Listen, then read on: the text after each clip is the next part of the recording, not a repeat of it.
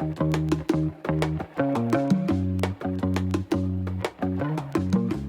all, welcome back to Investigative Selfism, and welcome to a topic that is rather serious, but it's also very important to talk about.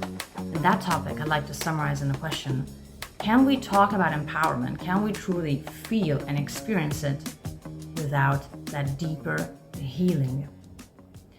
And it's been a thought that has been sort of creeping into my mind, for some time. And hey, I'm not a therapist or I'm not a psychologist, so I myself cannot do some, group therapy. Here in my videos, I can only point to resources as I'm doing in my articles, my podcast episodes, saying, hey, here's a nice teacher. Hey, this is a cool therapist. Please check out their work. Please check out this type of therapy. This is the framework, right, that's being used. So I can point, but I really cannot do that healing for anyone else, right? Because I'm doing that for myself somehow. But I think it's such an important question to ask, and I've been asking it indirectly in my other episodes. In one, I was asking rather directly when I was saying, can we base our growth on something that's unhealthy, for example, shame? And I think, sadly, it is possible. So my suggestion was not to base our development on something that's so explosive and base it on something that's healthy for us in the short and long term.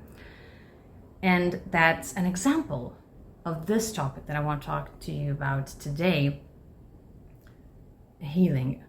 And what I want to share with you is just a metaphor that I thought was so beautiful and so impactful, as a metaphor should be.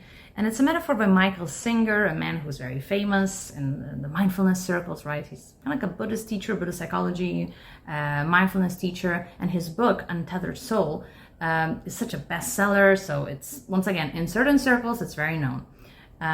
It sounds almost silly to say, hey, do you know this book? It's like, yeah, it's very famous. But the metaphor he was using that relates so nicely to that, empowerment, healing, and how we design our lives, based on what? He uses the metaphor of a thorn, right? It's like something stuck in our skin. And he's saying we have these thorns, and how we feel that we have them is that something triggers us. So many things happen every day. So many people we meet, things happen, but not everything affects us so strongly. So just like emotions are signals, we have to read them and say, hey, what's happening?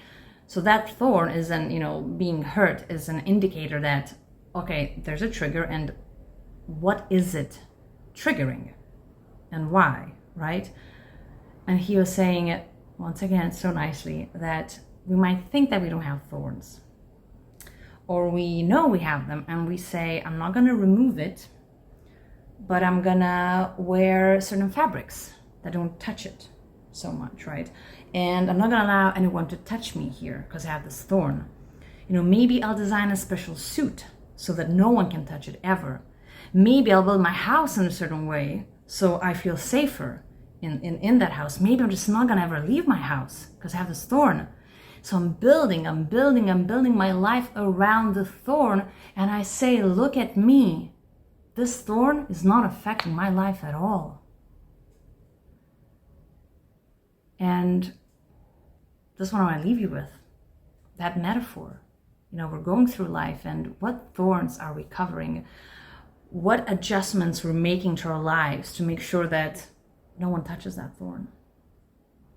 And can we really move forward and be the real, authentic us if we're building those suits, if we're covering those thorns instead of taking them out? And I know it's very vague what I'm saying. A metaphor. But I think it's so important to start thinking about it and say, however I am in life, however I choose to show up, and maybe I feel very empowered in some areas, and that's great. And I think we can experience lots of progress without even addressing those really deep, sometimes usually very dark things that we have, right? But imagine if we did, if we had fewer thorns, if we didn't spend so much energy trying to protect them. How different life would be then. And wouldn't that be true empowerment as well? That's all. That's what I want to say today. I hope it stirs some reflections, maybe a desire to read that book, check out Michael Singer's work, who knows? But it's a reminder that it's okay to have thorns as well, but it's also possible to remove them.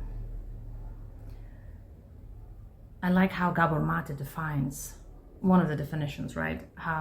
What trauma is.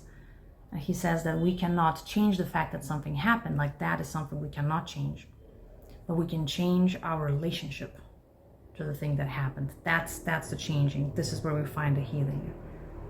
So the thorn is not the thing that happened that we cannot change, but it's our relationship to that thing that we do have the capacity to change. So I hope we all put in the work. Thank you so much for listening. Thank you so much for being here. I'll see you soon.